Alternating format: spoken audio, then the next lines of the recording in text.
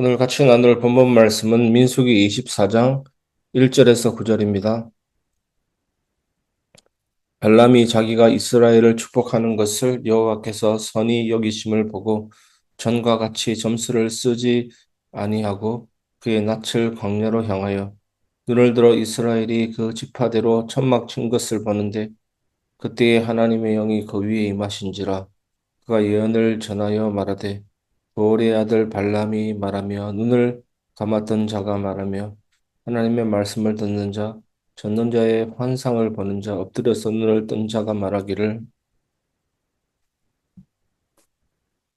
야곱이여 내 장막들이 이스라엘이여 내 거처들이 어찌 그리 아름다운고 그 벌어짐이 골짜기 같고 강가의 동산 같으며 여호와께서 심으신 침향목들 같고 물가의 백향목들 같도다. 우물통에 쓰는 물이 넘치겠고 그 씨는 많은 물가에 있으리로다. 그의 왕이 바각보다 높으니 그의 나라가 흥왕하리로다. 하나님이 그를 애굽에서 인도하여 내셨으니 그 힘이 들소와 같도다.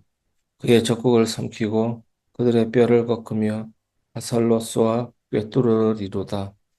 꿇어 앉고 누움이 술사자와 같고 암사자와도 같으니 일으킬 자 누구이랴. 너를 축복하는 자마다 복을 받을 것이요 너를 저주하는 자마다 저주를 받을지로다. 아멘. 오늘 말씀 제목은 눈은 열렸으나 마음은 닫힌 자의 비극이라는 제목으로 말씀을 함께 나누겠습니다. 우리는 계속해서 모압 왕 발락과 거짓 선지자 발람의 이야기를 살펴보고 있습니다. 발람은 어떻게든 하나님의 마음을 돌려 이스라엘을 저주해 보려고 장소를 옮겨가며 거창한 제사를 드렸지만 매번 실패했습니다.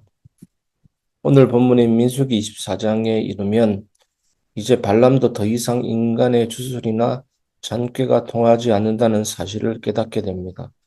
결국 자기 뜻을 포기하고 이스라엘 진영을 바라볼 때 하나님의 영이 그에게 임합니다. 오늘 말씀은 하나님의 영에 붙들려 위대한 축복을 쏟아내는 발람의 겉모습 뒤에 감춰진 너무나도 두렵고 치명적인 영적 실상을 고발하고 있습니다.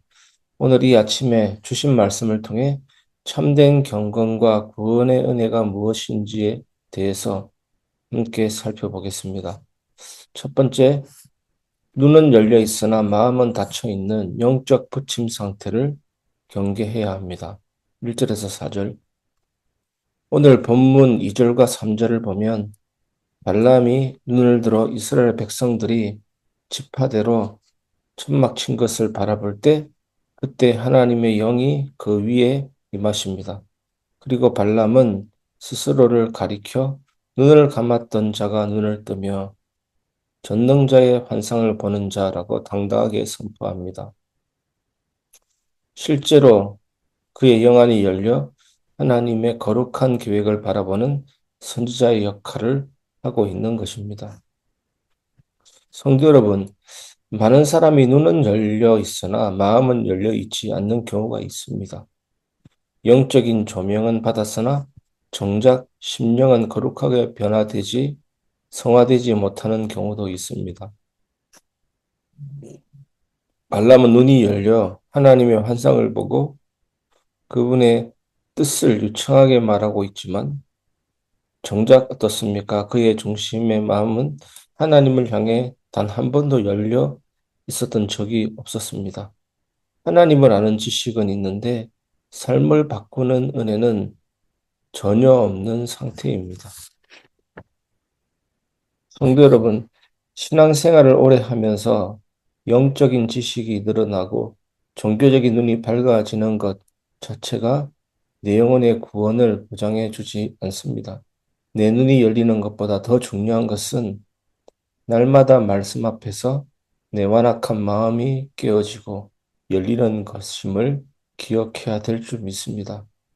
예수님은 낮아지시고 높아지셨습니다. 예수님의 인생을 두 단어로 얘기하면 낮아지심과 높아지심입니다. 유효하신 완전하신 하나님이 말구유에 태어나신 것, 인간으로 사는 그 사셨던 그 자체, 그리고 십자가의 죽으심, 하나님이 무덤에 묻히심, 이것이 다 낮아지심입니다. 우리의 구원을 위해서입니다. 그리고 예수님은 높아지셨습니다. 3일 만에 부활하셨습니다. 죄와 죽음과 사단의 권세를 정복하시고 하늘로 올리셨습니다. 성천. 이 성천은 신학적으로 만왕의 왕의 취임식이라고 합니다. 그리고 하나님 보좌의 우편에 계십니다. 장차 재림주로 오시는데 지금 보좌 우편에서 무엇을 하고 계시느냐? 말씀과 성령으로 우리를 통치하시고 다스리십니다. 그 말씀과 그 성령이 우리 완악한 마음을 깨트리는 것입니다. 오늘 그 말씀과 성령의 통치 안에 들어가시기를 주 예수님의 이름으로 축복합니다. 저도 삶을 살면서 이번 주 강단 말씀에 우리 안에 성령의 통치, 말씀의 통치, 완전하신 하나님이 있는데 우리 힘으로 그 어떤 바른 상태도 될 수 없다라는 것임을 나누었는데도 때로는 문득문득 가끔 방식과 방법을 찾을 때가 있는 나 자신을 발견했습니다. 그래서 다시 한번 하나님의 말씀 앞에 엎드리고 그 통치와 지배를 받기 위해서 광고했더니 치료되고 회복되는 나 자신을 보게 됐습니다. 두 번째, 하나님이 돌보시는 성도의 삶은 가장 아름답고 안전합니다. 5절에서 7절. 마음은 닫혀 있었지만 하나님의 영에 강권적으로 붙들린 발람의 입에서는 이스라엘을 향한 엄청난 극찬과 축복이 쏟아집니다. 5절에 야곱이여 내 장막들이 이스라엘이여 내 거처들이 어찌 그리 아름다운 거라며 감탄을 연발합니다. 그 장막들의 풍요로움이 마치 좌우로 퍼진 골짜기 같고 물가의 동산 같으며 여호와께서 심으신 침향목들 같다고 노래합니다. 오늘 말씀을 통해서 하나님이 보장해 주시는 의인의 탁월함을 알 수가 있습니다. 첫째는 성도의 아름다움과 풍성함입니다. 세상 사람들이 보기에 광야의 천막, 초라해 보입니다. 하나님이 동행하시는 성도의 삶은 그러나 그 어떤 이웃보다 비교할 수 없이 존귀하고 아름답습니다. 둘째는 성도의 승리와 권세입니다. 하나님은 이스라엘에게 강력한 힘을 주셔서 대적들을 압도하게 하십니다. 우리에게도 그런 은혜를 주실 줄 믿습니다. 믿음이 이기네, 믿음이 이기네, 주 예수를 믿는 믿음이 온 세상이 이기네. 찬송가 가사처럼 그 믿음이 이긴다는 말은 압도한다는 말입니다. 덮어버린다는 말입니다. 온 세상을. 그것이 우리에게 주신 성도의 승리와 권세입니다. 셋째는 성도의 안전함입니다. 9절에 이스라엘의 모습을 어떻게 표현하고 있습니까? 꿇어 앉고 누움이 수사자와 같고 암사자와도 같으니라고 표현합니다. 그 누가 암사자와 수사자를 공격합니까? 사자가 사냥할 때만 대단한 것이 아니라 편안히 누워 있을 때도 그 누구도 감히 건드릴 수 없는 위험이 있는 것처럼 하나님이 평안을 주신 성도의 삶은 세상 그 무엇도 흔들 수 없는 절대적인 안전함 속에 거하게 되는 것입니다. 오늘 우리에게 주신 은혜가 바로 이런 은혜입니다.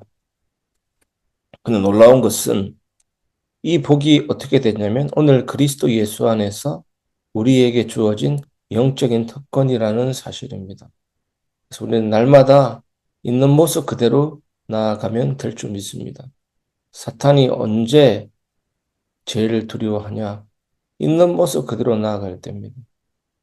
그래서 사탄은 있는 모습 그대로 나아가지 못하도록 자꾸만 속이는 겁니다.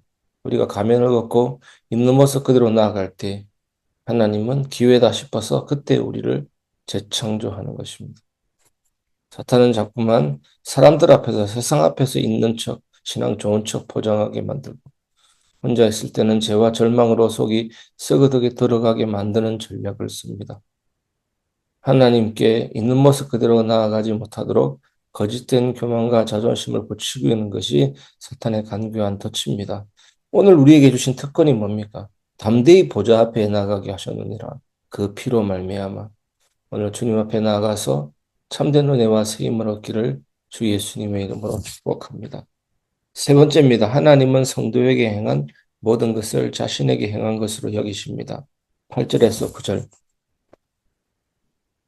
발람이 선포한 첫 번째 축복의 결론은 9절 끝자락에 나오는 대선언입니다.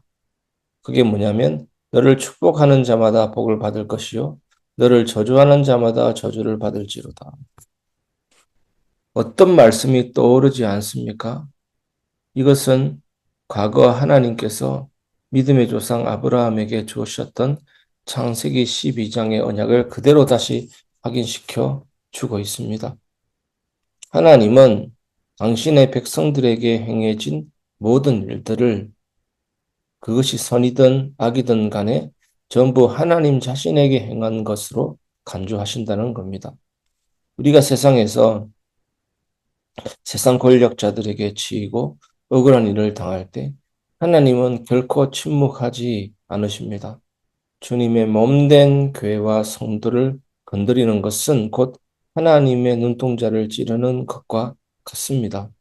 반대로 연약한 성도 한 사람을 위로하고 축복하는 것은 곧 하나님을 대접하는 것입니다.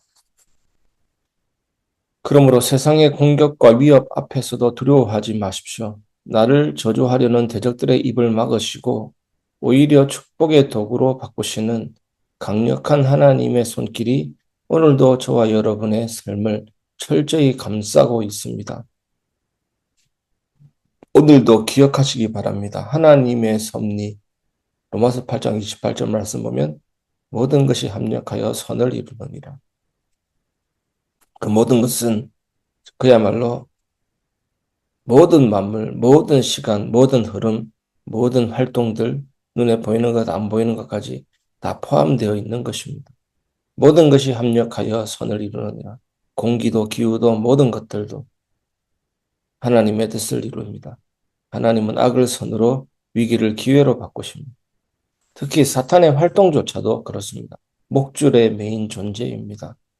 우연한 일도 막힌 일도 기쁜 일도 슬픈 일도 사탄의 활동조차도 하나님의 섭리 밖에서 일어나지 않는 것입니다. 하나님은 통치하십니다. 하나님은 왕이십니다. 말씀을 마무리하겠습니다. 내 뜻을 내려놓고 변치 않는 언약을 신뢰하라입니다. 예언자 발람은 하나님의 영에 감동되어 성도의 아름다움과 안전함을 그 누구보다 탁월하게 노래했습니다. 하지만 참으로 비극적이게도 그는 영적인 지식만 있을 뿐 하나님을 향한 참된 두려움도 사랑도 믿음도 없었기에 결국 파멸의 길을 비켜가지 못했습니다. 사랑하는 성도 여러분, 오늘 우리에게 필요한 것은 화려한 영적 지식이나 남들보다 뛰어난 종교적 능력이 아닙니다. 내 무능함을 겸손히 인정하고 오직 구속주의 대속의 보혈만 의지하는 단순한 믿음, 그리고 내 뜻을 내려놓고 하나님의 신실하신 구원 언약만을 끝까지 신뢰하는 태도입니다. 모든 것이 하나님의 은혜입니다. 그것을 날마다 고백해야 될 줄 믿습니다. 오늘 하루 내 머리의 지식을 자랑하며 교만하게 버둥거리던 걸음을 멈추십시오. 나를 수사사처럼 여기시키시고 내 삶을 아름답게 빚어가시는 변함없는 하나님의 약속을 붙잡고 겉과 속이 일치하는 참된 은혜의 삶을 살아내시기를 주 예수님의 이름으로 축복합니다.